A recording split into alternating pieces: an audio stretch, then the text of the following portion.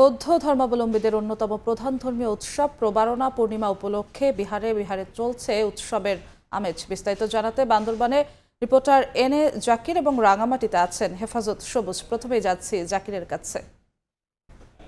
জাকির, পার্বত্য জেলা বান্দরবানে শুরু হয়েছে বৌদ্ধ ধর্মাবলম্বীদের অন্যতম ধর্মীয় উৎসব প্রবারণা পূর্ণিমা। মারমা সম্প্রদায় এটিকে বলে মাহা ওয়াগ্যয়।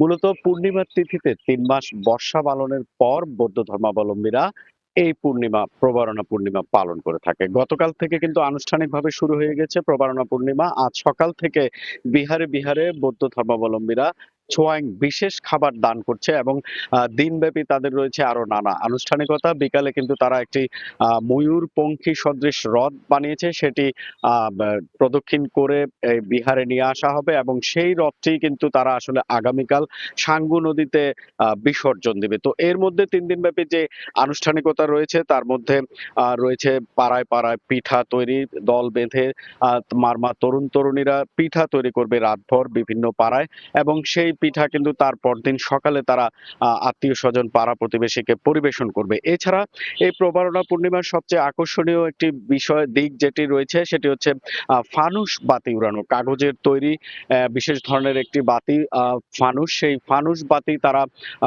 বৌদ্ধের উদ্দেশ্য করে আসলে চুলা যাদের উদ্দেশ্যে তারা এই ফানুস উড়িয়ে থাকে। তো আমরা প্রবারণা পূর্ণিমার সময় দেখি যে পার্বত্য জেলা বান্দরবানে প্রতি বছরে কিন্তু রাতের বেলা ফানুস উড়ানো হয় বৌদ্ধ ধর্মাবলম্বী নরনারী যারা রয়েছে। এছাড়াও পার্বত্য জেলা যেহেতু পর্যটন নগরী, এখানে কিন্তু প্রচুর পর্যটকও বৌদ্ধ ধর্মাবলম্বীদের এই আকর্ষণীয় উৎসব দেখতে কিন্তু আসে। তো তারাও কিন্তু এই ফানুস উড়ানোর প্রোগ্রামে কিন্তু আসলে অংশগ্রহণ করে। বিশেষ করে এই অনুষ্ঠানকে ঘিরে প্রতি বছরের মতো কিন্তু এবারও ৩ দিন ব্যাপী বর্ণাঢ্য আয়োজন রয়েছে। এর মধ্যে রয়েছে সাংস্কৃতিক অনুষ্ঠান, পিঠা তৈরি, রথ টানা, ফানুস উড়ানো সহ নানা আয়োজন। তো আজ সকাল থেকে তারা ধর্মীয় দেশনা বা সমবেত প্রার্থনার মাধ্যমে কিন্তু তারা ছোয়াইং দানের মাধ্যমে বিহারে বিহারে ছোয়াইং দানের মাধ্যমে এই প্রবারণার আনুষ্ঠানিকতা শুরু হয়েছে। তো দিনব্যাপী কিন্তু তাদের আরো নানা আনুষ্ঠানিকতা রয়েছে। দুপুরবেলা কিন্তু বুদ্ধমূর্তি স্নান রয়েছে।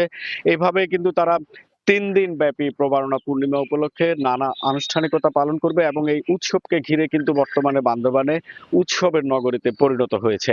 তো এই ছিল আমার কাছে বান্দরবানের প্রবারণা পূর্ণিমার সর্বশেষ খবর। এখন আমরা চলে যাব রাঙ্গামাটিতে, সেখানে আছে সহকর্মী হেফাজত সবুজ।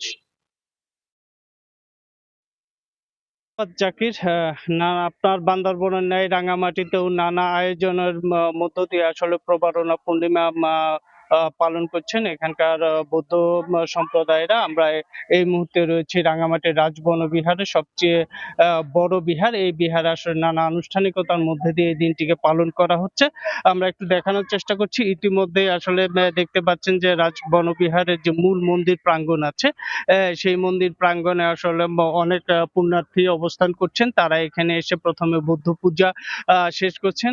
এর আগে গেটে আসলে রয়েছে প্রদীপ প্রজ্বলন। তারা সেখানে এসে প্রদীপ প্রজ্বলন করে তারপরে আসলে এখানে আসছেন। এসে এখানে বৌদ্ধ ধর্মাবলম্বীদের যে বুদ্ধ আছে, বুদ্ধের এখানে তাদের প্রণাম করেই মূলত তারা আজকের দিনের আনুষ্ঠানিকতা শুরু করছেন। এরপরেই ঠিক বাহিরে একটি মাঠ আছে যেখানে আসলে সমবেত প্রার্থনায় মিলিত হবেন তারা।